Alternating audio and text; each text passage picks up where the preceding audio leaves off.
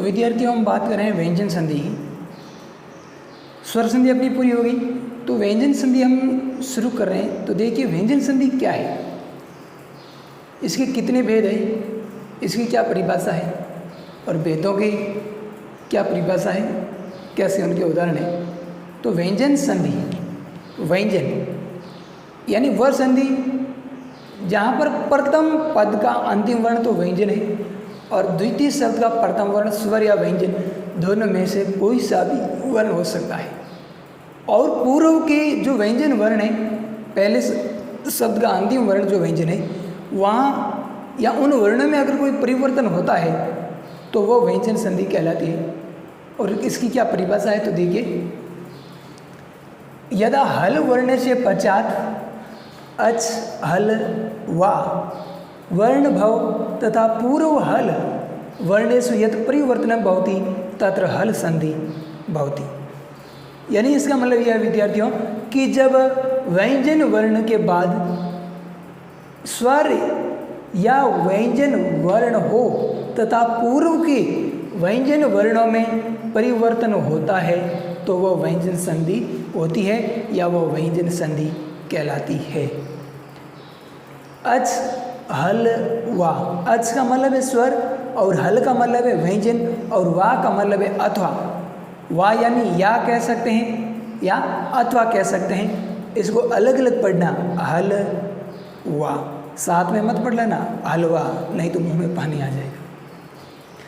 जब व्यंजन वर्ण के बाद में स्वर या व्यंजन वर्ण हो, कहने का मतलब कि पहले शब्द का अंतिम वर्ण अगर व्यंजन है और उसके बाद में दूसरे शब्द का पहला वर्ण स्वर या व्यंजन कोई भी वर्ण हो और पूर्व के जो व्यंजन वर्ण पदांत जो व्यंजन है वहाँ पर अगर कोई परिवर्तन होता है तो वह व्यंजन संधि होती है या वह व्यंजन संधि कहलाती है। अब इसके भेदों की बात कर रहे हैं तो हल संधि अनेका विधाना संधि, यानी व्यंजन संधि के अनेक भेद होते हैं।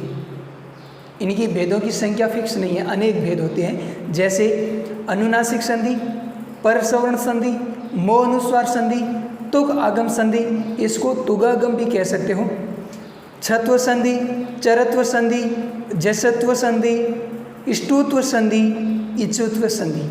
विद्यार्थियों यहाँ ध्यान देना, इसको षटुत्व नहीं बोला जाता है, इष्टुत्व, और इसको क्या बोलेंगे इच्छुत्व, सचुत्व नहीं बोलेंगे, क्या बोलेंगे इच्छुत्व संधि। तो विद्यार्थियों यह है व्यंजन संधि और इनके भेद। अब हम इनके भेदों की बात करेंगे। इसका पहला भेद पढ़ेंगे अब हम अनुनासिक संधि। अब अगर मैं बात कक्षा 6 से 8 तक की करूं, कक्षा 6 की बात की जाए तो व्यंजन और जो विसर्ग संधि है वो उनमें नाम मात्र की है। और कक्षा 8 की बात की जाए तो इसमें भी जैसे अनुनासिक है, इष्टुत्व है, जसत्व है और इच्छुत्व, 3-4 संधि के भेद हैं, उदाहरण है। और 9वीं और 10वीं की बात की जाए तो उसमें भी ये सारे भेद तो नहीं हैं बल्कि काफ़ी भेद हैं। अब उसमें भी आधे 9वीं कक्षा में है और आधे 10वीं में है। तो हम दोनों के अकॉर्डिंग पढ़ेंगे, दोनों के काम आए इस तरीके से। अब हम बात करेंगे पहला भेद इसका अनुनासिक संधि। अनुनासिक संधि क्या होती है, किसे कहते हैं, उसके बारे में पढ़ेंगे। तो विद्यार्थियों हम बात कर रहे हैं व्यंजन संधि के पहले भाग अनुनासिक संधि। अनुनासिक, अनुनासिक का मतलब होता है कि वे वर्ण जिनका उच्चारण स्थान नासिका है, यानी जो नासिका से उच्चरित होने वाले वर्ण हैं वे अनुनासिक होते हैं। और अनुनासिक संधि में क्या होता है कि अगर पदांत किसी वर्ग का पहला या तीसरा वर्ण है तो उसके स्थान पर अपने ही वर्ग का पंचम वर्ण यानी नासिकीय वर्ण हो जाता है, तभी उसको बोला है अनुनासिक। तो क्या इसका सूत्र है और क्या इसकी परिभाषा है तो देखिए, इसका सूत्र है विद्यार्थियों यरो अनुनासिके अनुनासिको वा, यरो अनुनासिके अनुनासिको वा।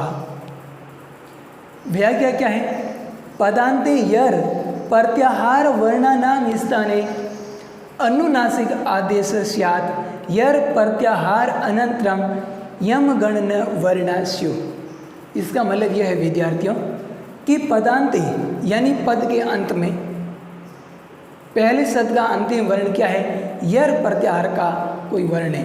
विद्यार्थियों में 9वीं और 10वीं के विद्यार्थी से बात कर रहा हूँ। यर प्रत्याहार समझ गए ना, महेश्वर सूत्रों से जो बनाए जाते हैं वे, तो आप महेश्वर सूत्र से बना लीजिए कि यर प्रत्याहार में कौन कौन से वर्ण आते हैं। और उन तो यर प्रत्याहार का कोई वर्ण है और उनके स्थान पर अनुनासिक आदेश होता है। क्या आदेश होता है? अनुनासिक। अनुनासिक का मतलब है कि उनके स्थान पर, किसके स्थान पर? यर प्रत्याहार में आने वाले वर्णों के स्थान पर अनुनासिक यानी अपने ही वर्ग का पंचम वर्ण होता है। कब? अगर यर प्रत्याहार के बाद, यर का मतलब है कि वो पहले शब्द का अंतिम वर्ण होगा और उसके बाद दूसरे शब्द का पहला वर्ण अगर किसी भी वर्ग का पंचम वर्ण है, य म ङ न का मतलब है कि वो किसी वर्ग का पंचम वर्ण, इनमें से कोई वर्ण है तो क्या हो जाएगा? पहले और तीसरे के स्थान पर भी अपने वर्ग का पंचम वर्ण। हिंदी में इसकी परिभाषा कुछ इस तरीके से देखिए, यदि पदांत वर्ग के पहले और तीसरे वर्ण के बाद, पदांत यानी पहले शब्द का अंतिम वर्ण क्या है? किसी वर्ग का।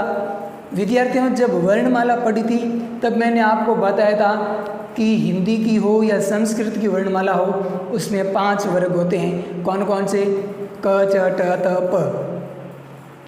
तो यहाँ पे क्या दिया हुआ है कि किसी भी वर्ग का पहला और तीसरा वर्ण, पहला वर्ण यानी क च ट त प और तीसरा वर्ण यानी ज ब ग ड़ द, तो पहले और तीसरे वर्ण के बाद किसी भी वर्ग का पंचम वर्ण है। यानी पहले शब्द का अंतिम वर्ण तो किसी भी वर्ग का पहला या तीसरा वर्ण होगा और उसके बाद में यानी दूसरे शब्द का जो पहला वर्ण है वह किसी भी वर्ग का कौन सा वर्ण होगा विद्यार्थियों? पंचम यानी 5वां वर्ण होगा। तो उसमें क्या होगा? वर्ण हो तो कौन सा वर्ण? पंचम वर्ण हो तो पूर्व की प्रथम और तीसरी, तो पूर्व का जो पहला या तीसरा वर्ण है उसके स्थान पर भी अपने ही वर्ग का, अपने ही वर्ग का मतलब है कि जो पहला वर्ण है वह किस वर्ग का है? क वर्ग का है या च वर्ग का है या ट वर्ग का है? किस वर्ग का है? उसी वर्ग का तीसरा वर्ण, उसी वर्ग का 5वां वर्ण होगा। अब इसमें आपको ये इधर देख लीजिए, आप इस बॉक्स में इसको समझ लीजिए, ये बात समझ में आ जाए तो पूरी संधि आपको समझ में आ जाएगी। 1 या 3 वर्ण, 1 या 3 का मतलब है पहला या तीसरा वर्ण। 1 यानी पहला, 3 यानी तीसरा वर्ण। कहाँ पर है? ये जो धन दिया हुआ है, प्लस दिया हुआ है इससे पहले, यानी पहले शब्द का अंतिम वर्ण किसी भी वर्ग का पहला या तीसरा वर्ण है और उसके बाद कहाँ पर? यानी यहाँ, अर्थात दूसरे शब्द का पहला वर्ण 5वां वर्ण है किसी भी वर्ग का।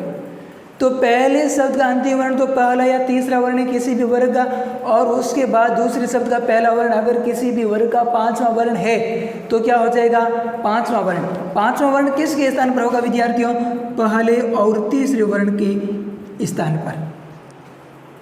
यानी यहाँ पर जो पहला या जो तीसरा वर्ण है उसके बाद अगर आगे 5वां वर्ण आया हुआ है तो यहाँ पर जो पहला या तीसरा वर्ण होगा उसका भी अपने ही वर्ग का 5वां वर्ण बन जाएगा। अपने ही वर्ग का कैसे? यानी अगर क वर्ग है तो ङ बन जाएगा, च वर्ग है तो य बन जाएगा, त वर्ग है तो न बन जाएगा, त वर्ग है तो न बन जाएगा और प वर्ग है तो म बन जाएगा। जैसे उदाहरण देखिए, दिक् धन नाथ, तो पदांत क्या है? दिक् क यानी पहला वर्ण है और इसके बाद में क्या होना चाहिए? 5वां वर्ण। तो न आया हुआ है तो न, त वर्ग का 5वां वर्ण है त थ द ध न। तो पदांत पहला वर्ण है किसका है? क वर्ग का पहला वर्ण है और दूसरे शब्द का पहला वर्ण क्या है? न, यानी किसी वर्ग का 5वां वर्ण है। तो विद्यार्थियों, ये जो पहला वर्ण यानी जो क है, इस क के स्थान पर अपने ही वर्ग का, अपने वर्ग का मतलब है कि क वर्ण किस में आता है? क वर्ग में आता है। तो क वर्ग का पंचम वर्ण क्या होता है? ङ। तो क का बन जाएगा ङ और बन जाएगा दिंगनाथ। क्या बनेगा विद्यार्थियों? दिंगनाथ। दिक् धन नाथ बराबर दिंगनाथ। ये जो ङ क वर्ग का पंचम वर्ण किसके स्थान पर आया है? क के स्थान पर। अगला उदाहरण देखिए, वाक्दनमयम, वाक क वर्ग का पहला वर्ण है और आगे म है, तो क का भी क्या बन जाएगा? क वर्ग का पंचम वर्ण यानी ङ, और बन जाएगा वांगमय। वाक्दनमयम क्या बनेगा? वांगमयम।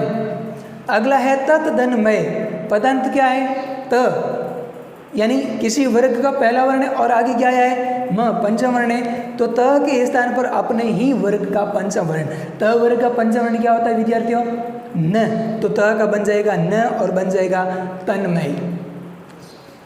उत्दन्नति, तो त का क्या बनेगा पंचम वर्ण? न, बन जाएगा उन्नति। सददनमति, सद द किसी वर्ग का कौन सा वर्ण है? तीसरा वर्ण है, तो अपने को क्या चाहिए? पहला या तीसरा वर्ण, उसके बाद पांचवा वर्ण है, तो पहला या तीसरा जो भी वर्ण है उसमें भी किस में परिवर्तन हो जाएगी? पंचम वर्ण में। तो द किस वर्ग का है? त वर्ग का तीसरा वर्ण द है, तो त वर्ग का पंचम वर्ण क्या होता है? न, तो द का बन जाएगा न, तो सदधनमति क्या बन जाएगी? सन्नमति।